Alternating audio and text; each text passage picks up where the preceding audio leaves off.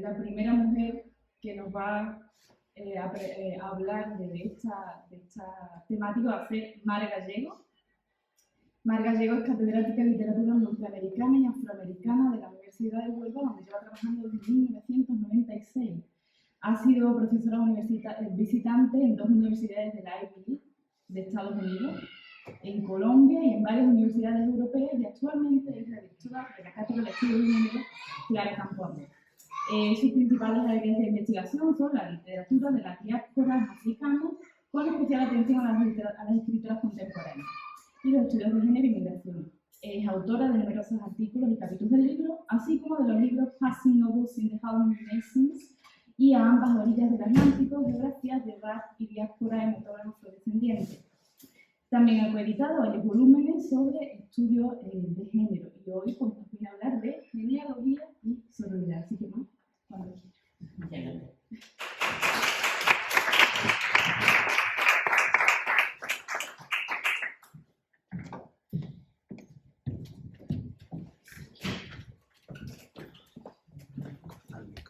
Muchas gracias.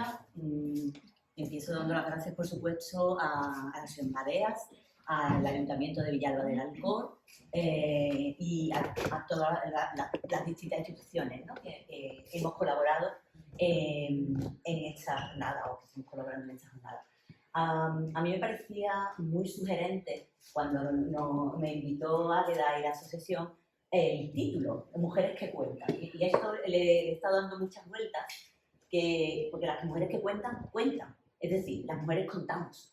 Las mujeres realmente contamos. Y tenemos que mucho repetirlo y recalcarlo a veces, pero estamos aquí porque contamos.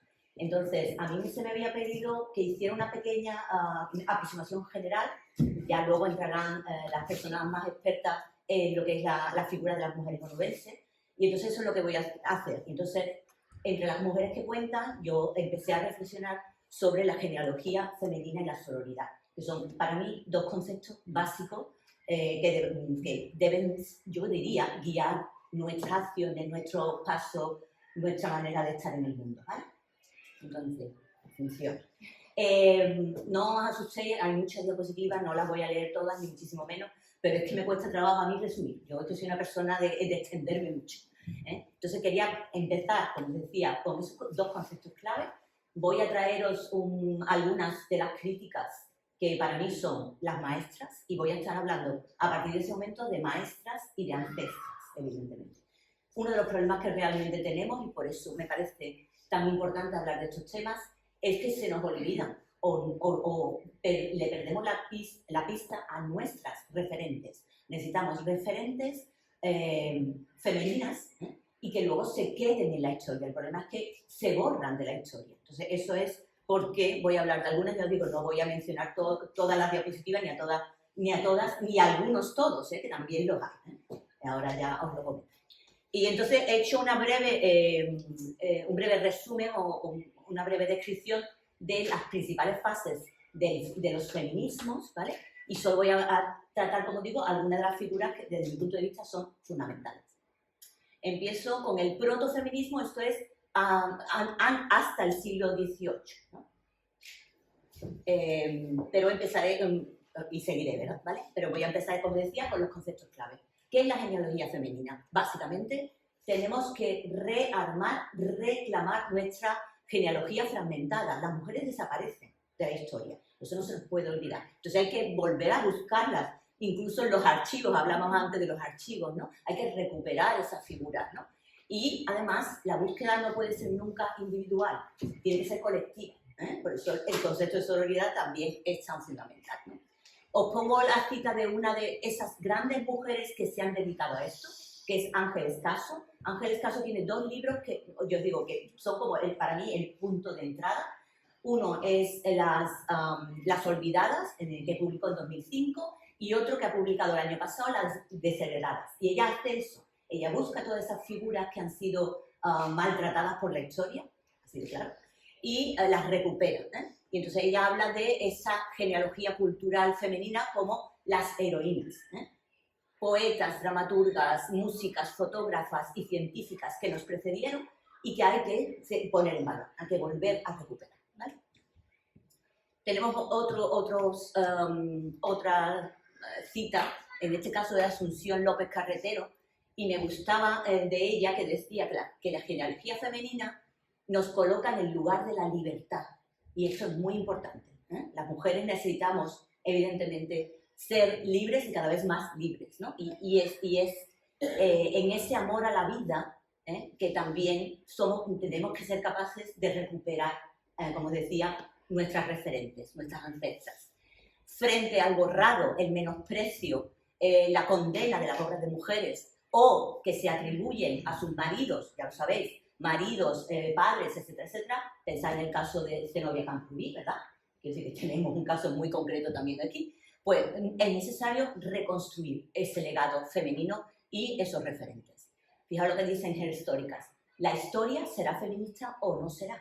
Entonces yo creo que eso es, os digo, una pieza clave de la reconstrucción de ese legado. La sororidad. Bueno, la sororidad viene de origen etimológico latino, de soror, que significa evidentemente hermana. La sororidad fundamentalmente es la hermandad entre mujeres. Y ahí la gran referente, la gran maestra de la que yo aprendí, la primera persona que me habló de sororidad fue Marcela Lagarde. Todo lo que escribe Marcela Lagarde merece la pena leer. Lo digo como posibilidad futura. Y ella habla de la sororidad como pacto político, frente al concepto patriarcal de la rivalidad de las mujeres. Las mujeres nos peleamos. Las mujeres no, nos peleamos porque el sistema patriarcal, el sistema sexista y machista nos hace enfrentarnos cuando no debemos enfrentarnos, tenemos que ser sororas las unas con las otras, ¿no? Entonces ella habla de ese pacto político de género entre mujeres que se reconocen como iguales. Aquí no hay jerarquías, ninguna mujer vale más que la otra, en absoluto. Por supuesto, el reconocimiento de la autoridad de cada una como mujeres libres. Tenéis ahí también una cita que no voy a entrar, pero ella es Marcela Lagarde, por cierto. Una dimensión, habla ella de la dimensión ética, política y práctica del feminismo. Y yo creo que por ahí va el tema, ¿no? El tema de la alianza, construir alianzas entre mujeres y con algunos, esto es una cita, literal, hombres buenos, ¿vale? Porque tenemos hombres feministas, afortunadamente. Entonces hay que trabajar ese tipo de alianzas, ¿vale? Ornella Di Stefano más recientemente también habla de la sororidad como principio de reciprocidad que potencia la diversidad. Es decir, tenemos que ser capaces como mujeres y con nuestros aliados, como decía, feministas, tenemos que ser capaces realmente de reconocernos y reconocer las diferencias. Ser mujer no implica que todas las mujeres seamos iguales, ¿verdad? Por eso hay que hablar de las mujeres, no de la mujer. Desde mi punto de vista, la pluralidad, somos distintas cada una de las mujeres que estamos aquí y cada uno de los hombres. Por lo tanto, hay que partir de esa pluralidad y no tener miedo a las diferencias. Al contrario, las diferencias enriquecen. Las diferencias nos hacen ser mejores personas y desde luego construyen una mejor sociedad también, ¿vale? Y luego me gustaba mucho esta cita de Mireille Llona en Históricas también, en esta página web, que ella habla de no solo las referentes, es lo que yo voy a hacer fundamentalmente, verticales, es decir, nuestras ancestras, nuestras maestras, ¿vale? Pero también las referentes horizontales, porque construimos comunidades, con nuestras amigas. La amistad femenina como subversiva, eso lo decía ya Virginia Woolf, o sea, al principio del siglo XX, las mujeres nos apoyamos. Y fijaros lo que dicen Carmen de la Cueva y Ana Jarén en un libro también precioso que os recomiendo muchísimo, que se llama Escritoras, precisamente, y que ha salido, como veis, el año pasado. Ellas hablan de agarrarse, sostenerse en el cuerpo de las mujeres. Las mujeres, en general, no es que necesariamente, genéticamente, por supuesto que no, sino que partimos de una ética del cuidado, de la ternura, y tenemos que ser tiernas y apoyarnos las unas a las otras, ¿no? Siempre. Por eso es el momento del cuerpo, ¿no? Que también es muy importante. ¿Vale? Hasta aquí me habéis seguido bien, ¿verdad? Si tenéis alguna duda, decídmelo después, ¿vale? Que yo tendremos un poquito de tiempo, seguro. Ahora, el recorrido que voy a hacer, como digo, es muy breve. pero es que me cuesta mucho trabajo dejar fuera, y he dejado fuera, os podéis imaginar, muchísimas, muchísimas, ¿no? Estas maestras y estas ancestras. Por eso os decía, parto del protofeminismo porque estoy cansada. Yo estoy cansada de muchas cosas, pero una de las que estoy muy cansada es que el feminismo empezó ayer por la tarde. No, el feminismo no empezó ayer por la tarde. El feminismo, aunque era todavía protofeminismo, porque no lo podemos llamar como tal, porque no era una lucha política como lo consideramos ahora, con Cristina de Pizan. Cristina de Pizan escribe un libro en 1405. Vamos, el feminismo de ayer por la tarde, 1405. Está ya Cristina de Pizan diciendo, el libro se llama La ciudad de las damas, crea una utopía, es cierto, para denunciar precisamente que las mujeres son mujeres de mérito. Porque tú sabes que a lo largo de la historia se ha cuestionado, y desgraciadamente se sigue haciendo en pleno siglo XXI, la inteligencia de las mujeres. El hecho de que las mujeres pueden dedicarse a cualquier profesión, pues claro que sí. Claro que sí, lo que no teníamos o no han tenido a lo largo de la historia es, para empezar, una educación que las capacitara precisamente para llevar a cabo cualquier profesión, como os decía. Y eso es lo que ella hace. Crea ese espacio, 1405, que da la publicidad, ¿vale? Así que cuando os digan, es que era feminista, no, a ver, que esto empezó en 1405, que sepamos, que yo estoy segura que saldrán más referentes, y en esa excavación de los referentes estamos, ¿vale? La Ilustración es un momento muy importante, la Revolución Francesa sobre todo, acordaros, ¿no?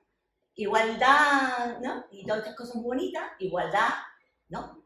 Igualdad para las mujeres no hubo en la Revolución Francesa, ¿vale? Y eso es lo que dice María Esther.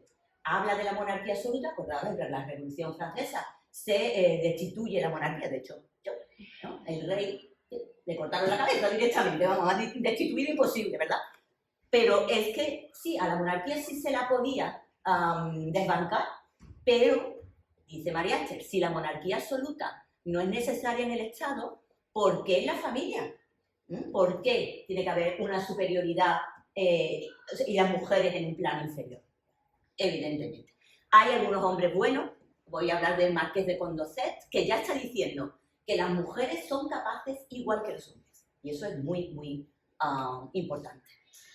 Se habla también de Olimpia de Gauche, que escribe la Declaración de los Derechos de la Mujer y de la Ciudadana, 1791, donde ya está reivindicando, como os decía, la libertad de las mujeres. Las mujeres nacen libres, dice, la mujer nace libre y permanece igual al hombre en derechos, ¿vale? Las distinciones sociales solo pueden estar fundadas en una utilidad común, ¿vale? Esto es realmente a lo que debería haber aspirado la Revolución Francesa, pero la realidad fue muy distinta, ¿vale? Pero ya la tenemos ahí a una mujer rompiendo todos los moldes de su época y diciendo alto y claro que las mujeres son libres y que las mujeres tienen derecho a los derechos. Mary Wollstonecraft escribe otro de los libros que son fundamentales, que es La Vindicación de los Derechos de la Mujer, más o menos como veis en torno a esa época, y ahí está hablando claramente, negando una de las cuestiones que se ha debatido por activa y por pasiva a lo largo de la historia, es que las mujeres nacen con una deficiencia innata. ¿En serio?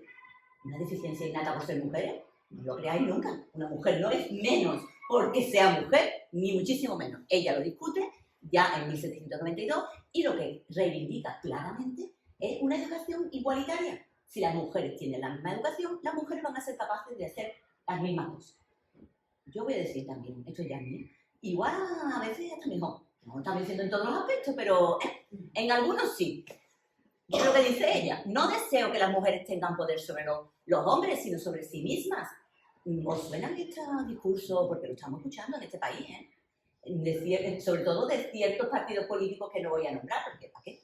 Ya lo sabemos, ¿verdad? Llega la época de conseguir el derecho al voto, ¿vale? Y ahí hay una serie de momentos interesantes en Estados Unidos y en Gran Bretaña. No voy a entrar. En Estados Unidos se consigue el derecho al voto en 1920, como veis. En Gran Bretaña en 1918, y es que fueron mujeres pioneras. Hay ya películas sobre las sufragistas, varias, de hecho. Velas, por favor, de verdad, porque es que es conmovedor ver cómo estas mujeres lucharon contra todos los obstáculos que tenían para conseguir el derecho al voto. A veces arriesgando sus propias vidas, ¿eh? Muchas veces arriesgando su propia vida y su propia salud, entre otras cosas. Esa es la declaración de Seneca Falls, y fijaros cómo empieza la declaración. Todos los hombres y mujeres son creados iguales, que están dotados por el Creador de ciertos derechos inalienables, ¿vale? Como la vida, la libertad y la persecución de la felicidad. Las mujeres tenemos que reivindicar que no solo la libertad, por un lado, sino también la felicidad. Las mujeres, si las mujeres somos felices, la sociedad, lo siento, va a ser mucho más feliz, ¿eh? Y sobre todo si somos feministas felices, ¡wow! Somos capaces de transformar muchas cuestiones. Y bueno, pedían eso, perdón, ¿qué pasa? Todos los derechos al voto, a la educación, a la propiedad, a la herencia, al sueldo, etc. Otro aliado feminista, este señor, Stuart Mill, que ya habla de que la subordinación legal es errónea. Acordaos que en la época de Franco, eso muchas de nosotras no se nos va a olvidar, ¿eh? En la época de Franco las mujeres eran menores, no teníamos derechos, ¿eh? Teníamos que ser tuteladas, ¿eh? por una figura, una figura masculina, o el padre, o el marido, o un hermano, o lo que fuera, ¿eh? Y él dice, eso es erróneo, las mujeres tienen derecho, todos los derechos legales. En España, me quería detener en alguna española, porque claro, hubo muchas, y aquí es donde me ha puesto la misma vida, lo digo de verdad, porque a mí me parecen todas referentes muy importantes, ¿vale? Pero claro, por lo menos teníamos que hablar de Emilia Pardo Bazán, espero que hayáis leído algo de Emilia, y de Concepción Arenal. Ellas dos fueron mujeres muy pioneras, muy revolucionarias, por supuesto criticadas muchísimo, por los hombres de su tiempo, porque, claro, rompían, como decía antes, rompían moldes. Estas mujeres Emilia Pardo Bazán se dedicaba, entre otras cosas, a viajar. ¿Qué mujeres viajaban en esa época? ¿Y cómo se veían las mujeres en el espacio público? Estas mujeres, moralidad dudosita, entre otras cosas. Pues pensad en lo que escucháis también ahora. Las mujeres, ¿qué? Muy correteras, eso decían en mi barrio siempre. Es que las mujeres correteras, pues no, las mujeres tenemos derecho al espacio público y a hablar en el espacio público y a estar en el espacio público. Pues esas son algunas referentes. Por supuesto, Clara Campoamor, perdonadme, pero es que siendo la directora de la cátedra de Clara Campoamor, al menos tenemos que nombrarla.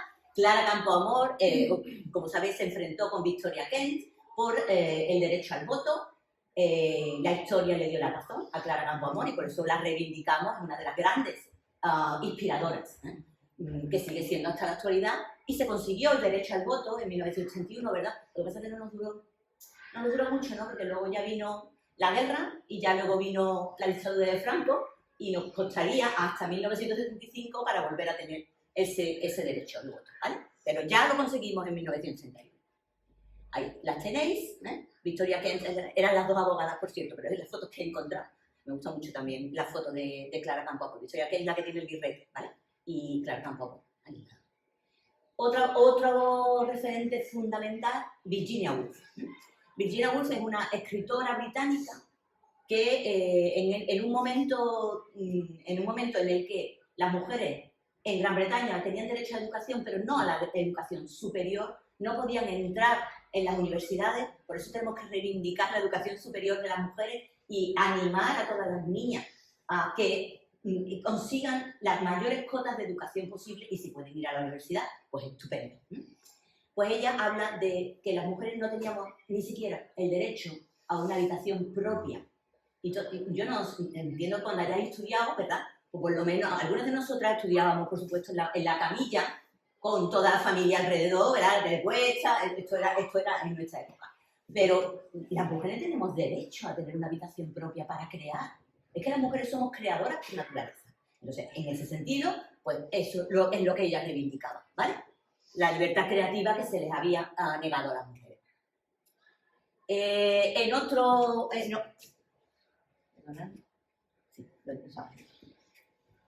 Otra de las grandes figuras es Simone de Beauvoir. Simone de Beauvoir escribe un libro que se llama El segundo sexo, y ella dice esto rotundamente, ella hace una afirmación rotunda. La mujer no se nace mujer, perdón, no se nace mujer, se llega a hacerlo. Es decir, las mujeres no tenemos nada genético, innato, biológico, por lo que tenemos que ser mujeres de un tipo o de otro, no. Las mujeres nos vamos construyendo, nos construye la historia, nos construye las normas sociales, ¿verdad?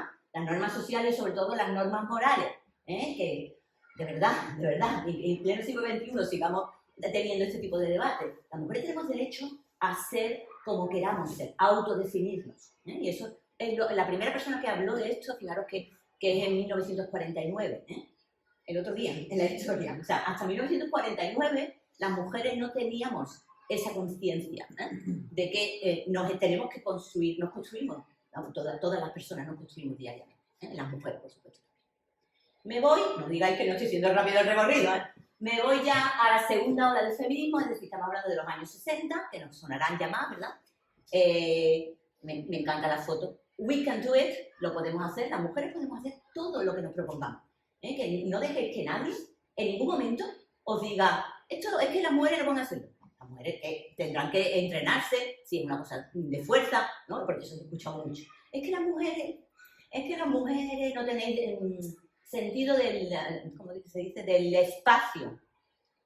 Que lo he visto hoy en la tele. No tenéis sentido del espacio. Tenemos sentido del espacio, ¿no? Tendremos que entrenarnos, quizá, un poco más. Y es verdad que, por ejemplo, cuando conducimos, ahora ya no, por supuesto que no, pero cuando empezaba la primera mujer a conducir, claro, no habían conducido antes. Pues entonces tendrá que entrenar, ¿no? Y no cambia, quiero decir, cambia completamente. Bueno, pues en la segunda ola del feminismo el lema era, y el lema sigue siendo, aunque ahora criticaré un poquillo, pero el lema sigue siendo lo personal es político.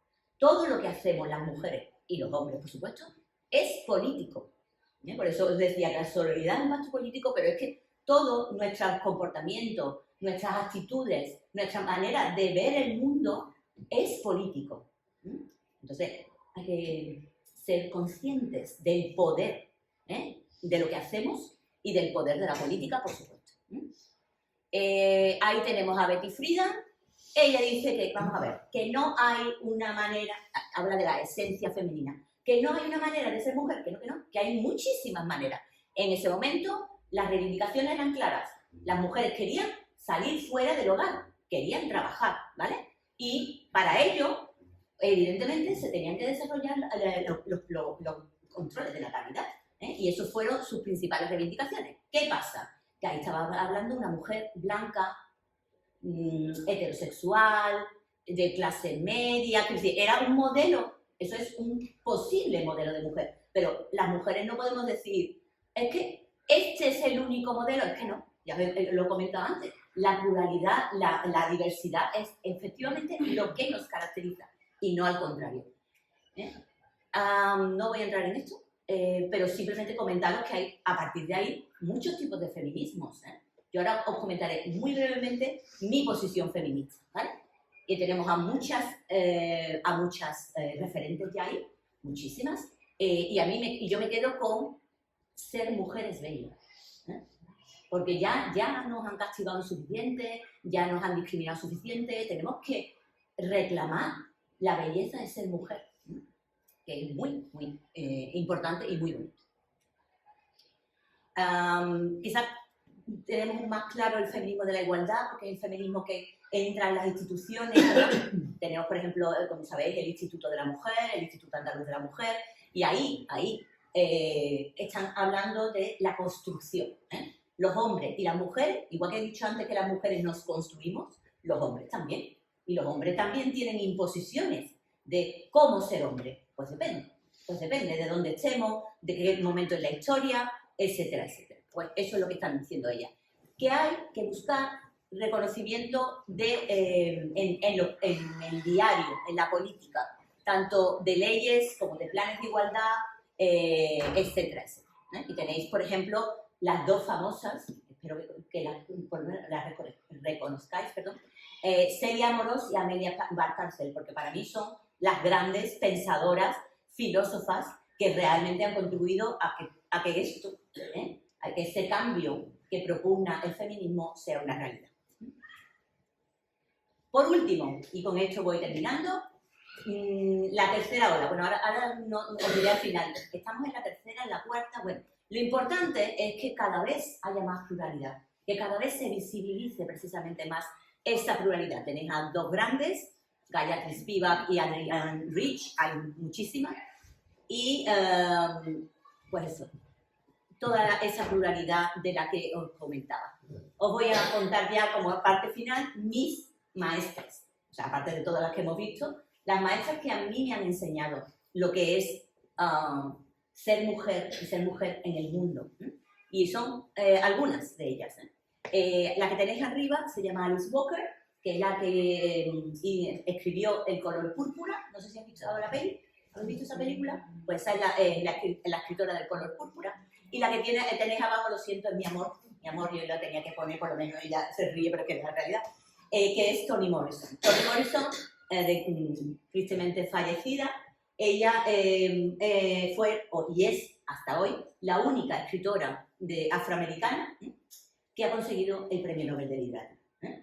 Eso fue en 1993 y no ha vuelto a haber ninguna más, pero bueno, ahí está. Entonces, yo empecé a leer todo esto que os estoy contando y ha sido, yo os he contado cronológico, pero en realidad lo mío fue al contrario. Yo empecé a leer y de pronto descubrí a estas escritoras.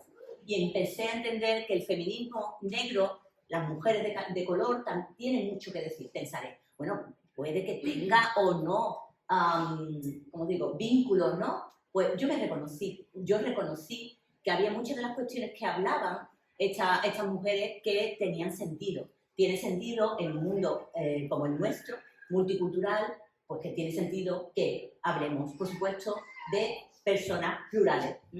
Y tiene sentido que ellas tengan posiciones distintas y sobre todo, y esto lo estamos viviendo también en nuestra sociedad ahora, muy contemporánea, pues que existen distintas tonos de piel que no razas, solo hay una raza, acordaros, que es la raza humana, y existen distintas complexiones de piel, distintos atributos físicos, pero eso no determina quiénes somos, no determina a las personas, ¿vale? Y eso es lo que ella, vamos, muy a grosso modo, porque yo de hecho sí que podría estar hablando, pero muy a grosso modo es lo que ellas reivindican que ellas tienen un papel y han tenido y tienen un papel muy importante en la historia. Y por eso a mí, ya os digo, me tocaron el corazón.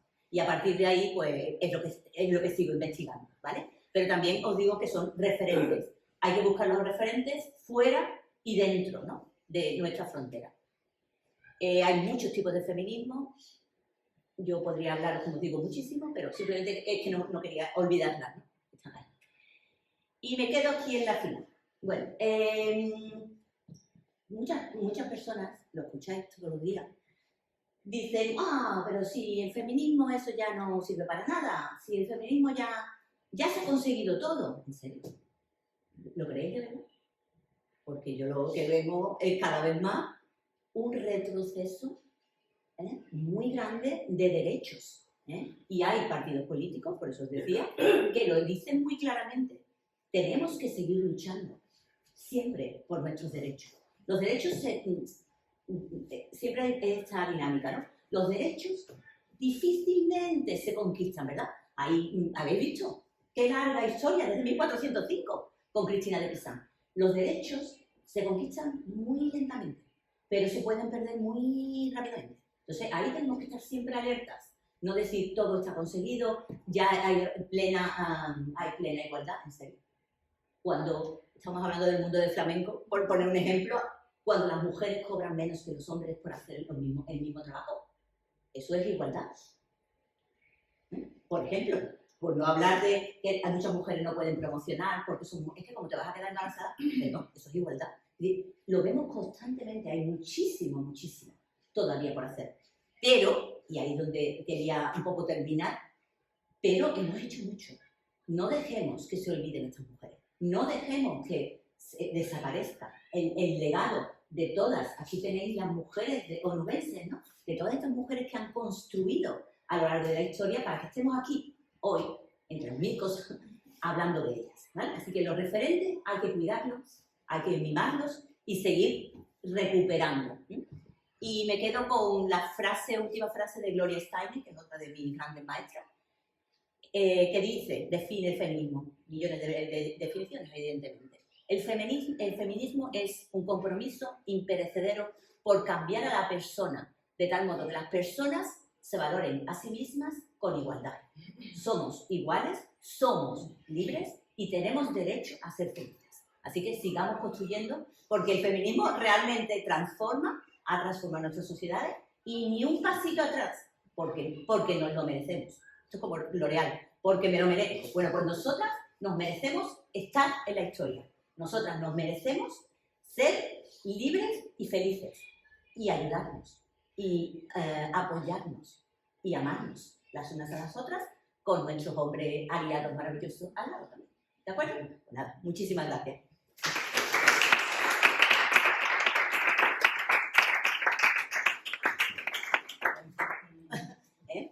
Para ser yo no me he entendido. No sé si tenéis alguna pregunta, algo que le queráis comentar. Comentarios. Ellos van a contestar porque me encanta, como habéis podido comprobar y no tenéis problema. Muchas gracias.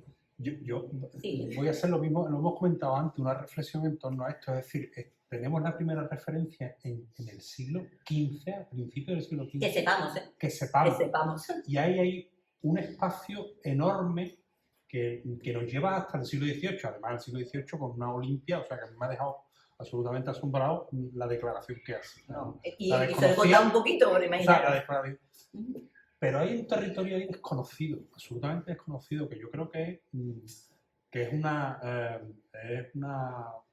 un espacio donde creo que sería muy interesante apostar en temas de investigación, en temas de trabajo, en temas, o sea, porque creo que ahí tiene que haber mucho material de donde posiblemente ese siglo XVIII haya rescatado también algo que nosotros desconocemos, claro, y que haya una continuidad, porque el salto no puede haber un corte, debe de haber una continuidad, y nos falta quizás ese eslabón.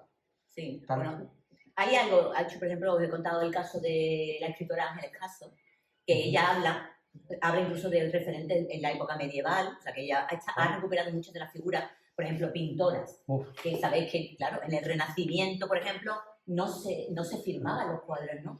Entonces todo el mundo estaba en un taller y siempre se le atribuían los cuadros al padre, ¿no? al dueño del taller, ¿no? Porque no se firmaba, ¿no?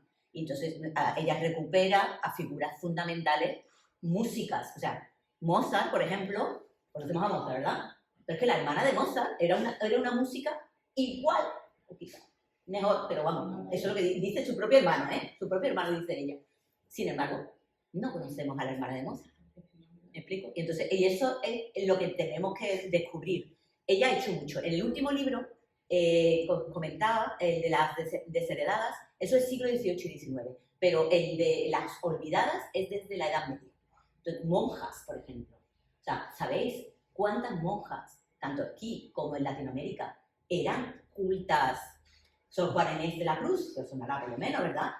Pero es que eran realmente intelectuales de nivel altísimo. Pero, no sé, luego eso es lo que le pasa a muchas mujeres. No sé si habéis visto la película Ágora de Amenábar,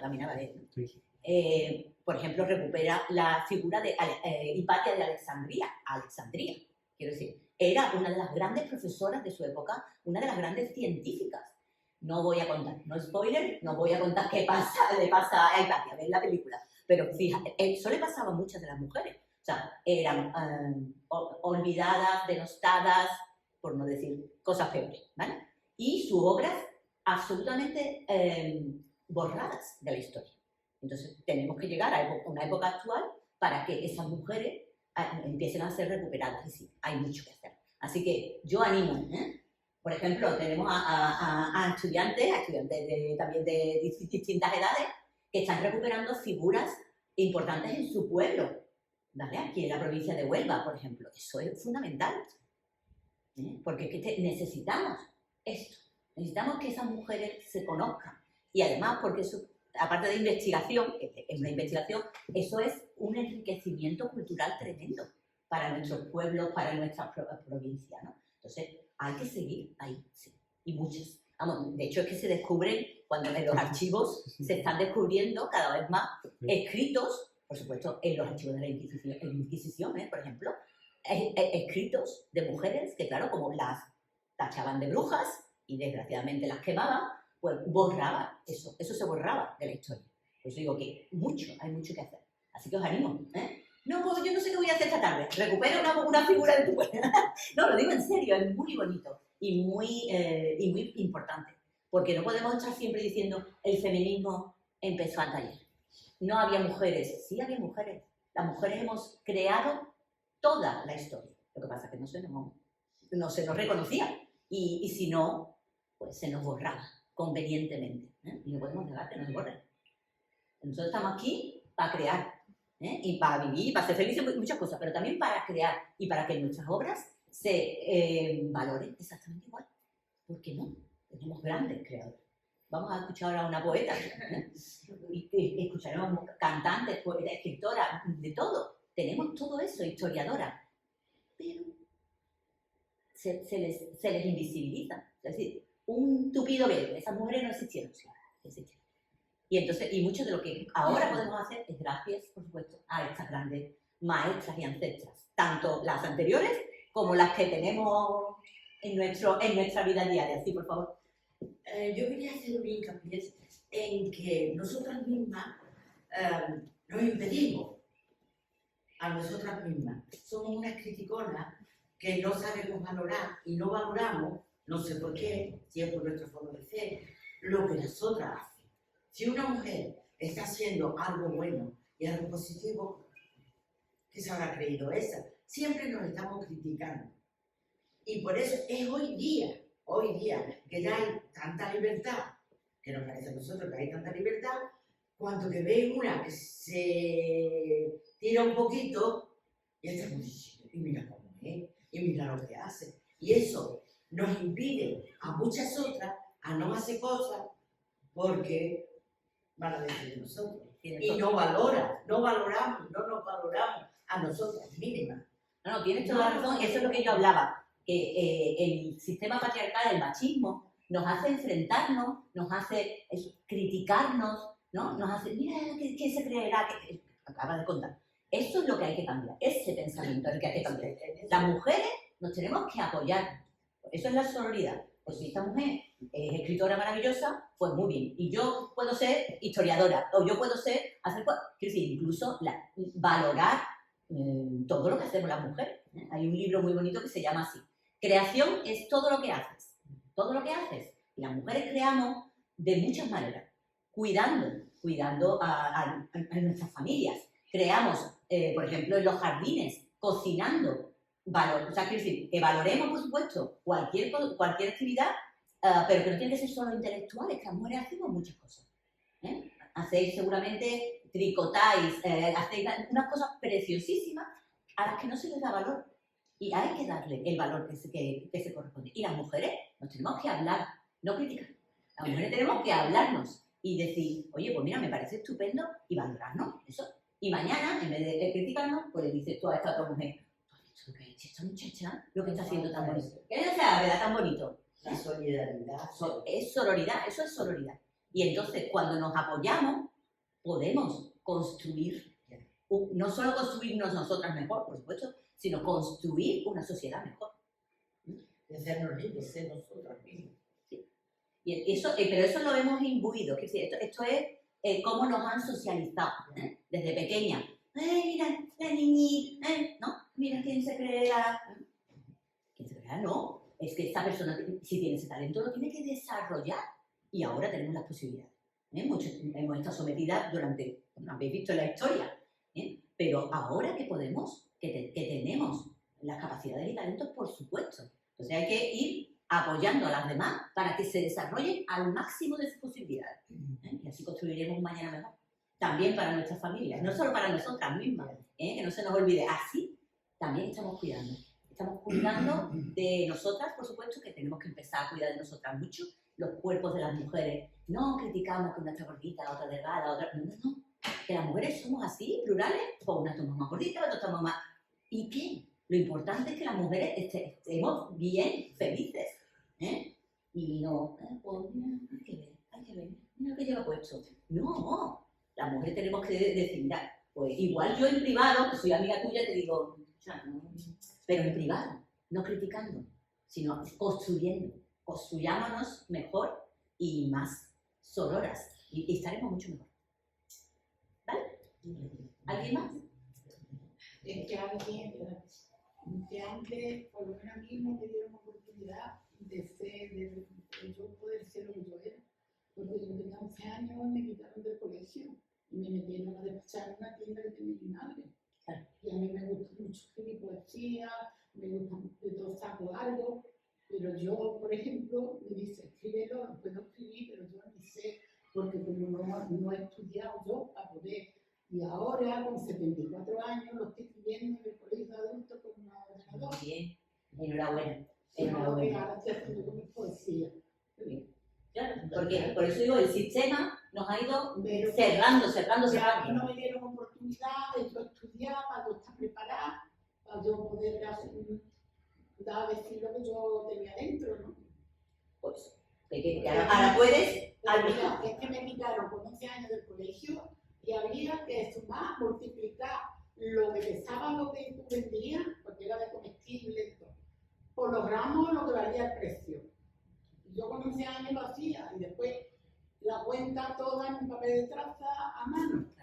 No, pero es un poco lo que estás contando, es la realidad de muchas mujeres. Pues eso, y yo creo que si a mí me hubieran dado la posibilidad de estudiar y yo de la hermana monja, porque yo era fiesta de los monjas, le decía a mi madre, ay, que la niña puede hacer una carrera, que me hace falta, porque o sea, siempre la tienda a mi hermana no quería tienda ni atractivo, ni era capaz de bregar con la gente ni de estar. Yo estaba 20 horas metida en la tienda y me aguantaba. Pero por eso, porque sabemos que eso ha pasado en la historia, lo que tenemos que apoyar ahora, que somos un poco mayores, también apoyar a las siguientes generaciones para que hagan todo lo que tengan que hacer. Y vosotras y nosotras también. Porque mis hijas las dos empezaron a estudiar, la otra pobrecita por desgracia se murió, pero la otra estudió magisterio y le dimos todas las probabilidades de estudiar y de eso, las cosas. Abrir posibilidades siempre y apoyarnos las unas a la otra. No me la dieron. Así en muchos casos, pero por eso ahora hay que hacerlo. Y no importa la edad, ¿eh? No importa la edad, siempre somos jóvenes en el corazón. Si somos jóvenes en el corazón, no importa la edad que tengamos y que nos dediquemos a lo que nos guste. Ahora estoy yo escribiendo mis cosas. Muy bien. Gracias por el testimonio. Yo hubiera tenido más cultura, hubiera hecho cosas más bonitas. Pero sí, el tiempo que tienes, ahora aprovechalo. Tengo una vida, no se lo he dicho a toda esta gente, pero te voy a decir sobre la evolución de la mujer. Bueno, En la vida con los años va todo evolucionando. También para la mujer está todo mejorando. Las mujeres se casaban y todos los años parían. Esa era la misión que tenían en la vida. Si tenían una niña se ponían muy contentos para la ayuda de mamá, ya estaba todo resuelto. Hoy todo se ha mecanizado y las niñas y los niños todos están estudiando. Cuando tenían 30 años parecían unas viejas, todas vestidas de luto con mantón y medias negras. Si se quedaban viudas se tenían que encerrar. Si las pobres se morían siempre estaba criticada. No sabemos si con el cambio habremos salido ganando, pues la palabra depresión no estaba ni en el diccionario. Entre todos los problemas los tendremos que arreglar y que no hagan todo el mundo ni una mujer maltratada. ¡ole!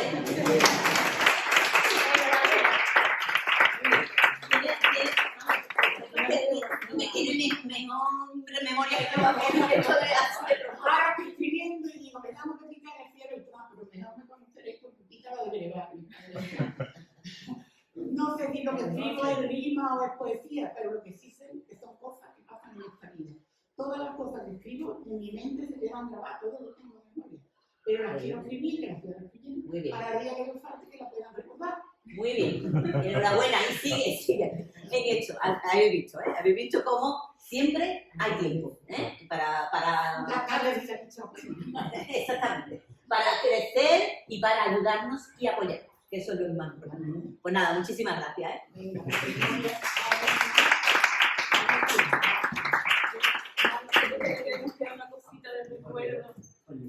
para que te acuerdes de nosotros. Es un placer estar aquí, como lo digo de verdad. ¿Cómo lo voy a decir? Qué bonito. Qué cosa más bonita. Con una Gracias. Navidad, Qué bonito. Qué bonito. El azulejos. Es un Carmelo, nosotros sí conocemos a Carmelo. Qué bonito.